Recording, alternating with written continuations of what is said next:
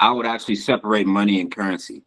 So currency you can look at more of as a medium of exchange. Money you can look at more of as a store of value, and in some cases a unit of account. But currency itself will be a main unit of account and a medium of exchange, but it doesn't necessarily have to be a store of value. So we use the US dollar. Now, would you consider the US dollar a store of value? Maybe foreign countries would, but would you? No, probably not, because you literally lose your value over time. I think of foreign currency. Well, yeah, that's true. That's true. Yeah. Yeah, But so it's not as money, much as other ones, though. But yeah, still true. yeah, 100%. And and so money and currency has like circulatory effects. Money, that's more like gold and like hard assets, in which you could have a store of value, and it could be a unit of account, but it's probably not. So that I would separate the two. And so money could be looked at as a more of a promise in that, look, this fiat system is riddled with devaluation. It's inevitable that we're going to experience currency devaluation. And so that promise of purchasing power protection would be money or the hard asset. So that's how I would classify it. Go ahead, go ahead. No, that's good. I should have got Martin to jump on this. I feel like he'd have been good. Who's Martin? My cousin Martin. He's the one who recommended me the book. Oh, is he like he's like deep in economics now. He really took a turn. Yeah. That's what's up. Hey, that trip must have helped your boy, man. Must have. I saw your huh? No, what were you gonna say? No, I saw your brother post a picture from that not too long ago on IG from that day. Oh, really? Bro, that was like an 8-hour like hike, bro. Oh, that day. I said on the ice, and you said, yeah, it was no ice. Oh, I thought that was cold for something. Oh, got you. Yeah, no, but yeah, I just thought that was cool. That was a good memory, man. Go ahead. Yeah, definitely. So last thing I'll say on that point is like the purpose of money was to like it was a solution to bartering and trading. And it was that middle ground. Like if like let's say I needed some salt and all JT had was cows, he would have to, he can't cut the cow's leg off. He can't, like, what if I don't want a cow? Like, what if I just, given that he has to give me the whole cow, I have to give him like all of my salt. And what if I don't give him all my salt? So it's like I have to give him something that he's deficient in that I'm not, and then vice versa and the other way around. So money serves the purpose of like quantifying how much these different things are worth so that you can exchange them without giving up the resources that you still want to keep. Yeah, so I learned this in a book called Sacred Economics years ago, Tragedy of the Commons. And I heard Lynn Alden talking about this on that same podcast as well. I forgot the term she used, but it's essentially the same thing. Like if you have a cow and I have a bunch of salt, like you said, and you need the salt, but I don't need the cows, how will we complete that transaction? Well, we need some like universal form of payment to transact with each other to create an economy between you and I. Or do something inconvenient and go trade it for something else to like you're like double bartering. You have to go barter for something else and come back to it. I just give you the salt like a dumbass and say, you know what, man, here, take my big ass bag of salt, man. Keep the cow. And that next thing you know, I need some damn salt. And I'll probably figure out I need some beef a week later. And it's like, fuck. Nah, that shit.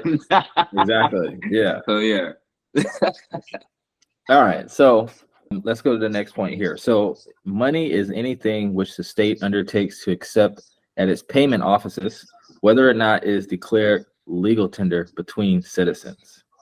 Yeah, we kind of just talked about that. I would separate the two. I would say that's more of the currency, because money and currency is just different to me, and when it comes to collecting taxes, they're not about to sit here and collect taxes. Man, would our government accept gold? Like, can we pay taxes in gold in America? I don't know. I wonder, but I don't think we can. Because I doubt it. Yeah, that's the money or hard asset. So they're not taxing the money. They're taxing the currency. Now, even though in the real world, currency and money, it's the same thing when we think about it in our regular everyday life. But just for the sake of this conversation, it's kind of abstract, kind of in a way philosophical, but based on facts like anything. Yeah, money and currency, they're different. Like when you really get into the weeds and you start thinking about it, currency has to be a medium of exchange and a unit of account. but it doesn't have to be a store of value. Money doesn't have to be a medium of exchange or unit of account, but it has to be a store of value. So that's just how I look at it. So I would like, yeah. Another thing I would say is like they were talking about in the book, like if you go to like let's say you go into the Federal Reserve and try to pay your taxes, like people, okay, the context is different. And try to pay your taxes. The context is different, or like wherever you go to pay taxes. The concept is different for like the United States and like other places or other countries. But as a general rule, people think that the government always wants to raise taxes to increase income, but it's like the government is in debt with the Federal Reserve, who prints money. So it's not always to generate income, but it's to regulate the supply and demand of the currency. So it's like going back to crypto. And I think we talked about this on another podcast before or episode. You want to be buying and crypto. The reason they're in debt, just to clarify that sentence, the reason the government or Congress would end up in debt with the Federal Reserve is because of debt monetization by the Federal Reserve. Meaning, let's take the Treasury, for example, during times like we had over the last decade, in which we saw the Fed buy up most of the bond issuance from Congress, that put effectively Congress in debt to the Federal Reserve to the tune of over $5 trillion. Now, that relationship it's always finicky. It's like, damn, do they have to pay them back? And I guess we'll figure that out as time goes on. Yeah, so it's not always to like generate income, it's to regulate the supply and demand of the currency to keep it scarce. Because if you have a currency, like we always hear about hyperinflation, that's when they print too much money and it's not demand for that money. So the value of it goes down, because as the value goes down, more people are selling it, and it's just like a cycle.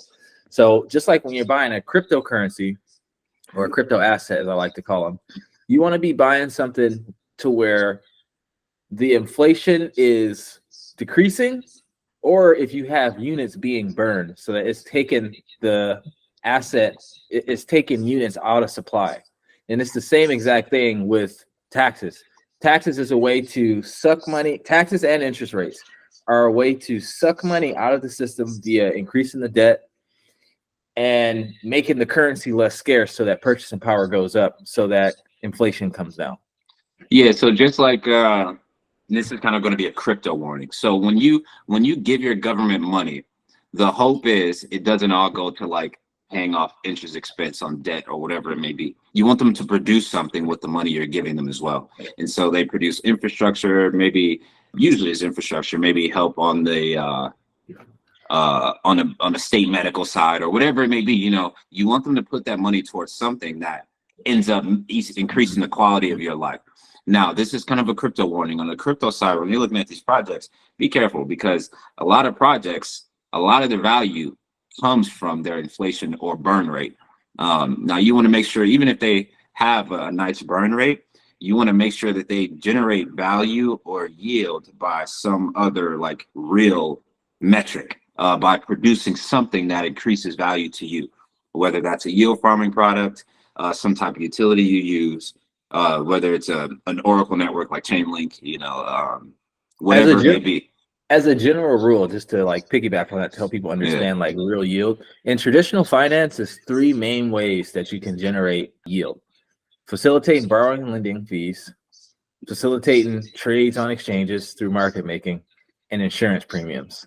It's the same thing with crypto.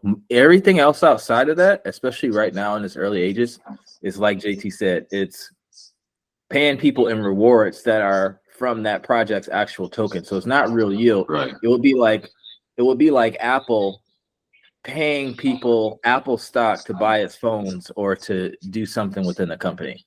Yeah. And the more they're paying out, or then they just stop making phones. Or they stop making phones and they buy back their bro. Whoa, I wrote down some numbers the other day. Sorry guys, I'm getting a little sidetracked. But Apple, they're sitting on $167 billion in cash, right? And if they were to just earn yield on that money, like 4%, bro, that's $7 billion a year. They literally can do nothing, make with products for the rest of the life of the business and remain a profitable company just based on their cash reserve yields. That's insane, bro. That's Bro, actually imagine if super they bought insane. short-term treasuries right now and they're getting that 5% a month. I was thinking that. It's like, bro, what the fuck, bro? That's insane. Yeah, this is 4% a year, 5% a month. Bro, that's actually crazy. But anyway, yeah, I just this is really crazy. It's like that's a lot of fucking money, bro. More of the Like story, you guys. I would love to be an Apple executive. Like, bro, hey, let's just stop selling the products. More of the story, you make a couple $1 billion, you can stop because it's easy to make money. Yeah, Right, no. literally, no, for real. I mean, No I was joke. saying it like more of the story, like it was so easy. Obviously, I know. Yeah, they're not going like, yeah. Well, don't know our I audience. Say no. Bro, I can say that they're not gonna make 167 billion. If they get mad at that, I'm like, bro, shut your ass up, bro. Jesus Christ. Damn, man, that's a lot, bro. That's Anyway. actually pretty funny. All right,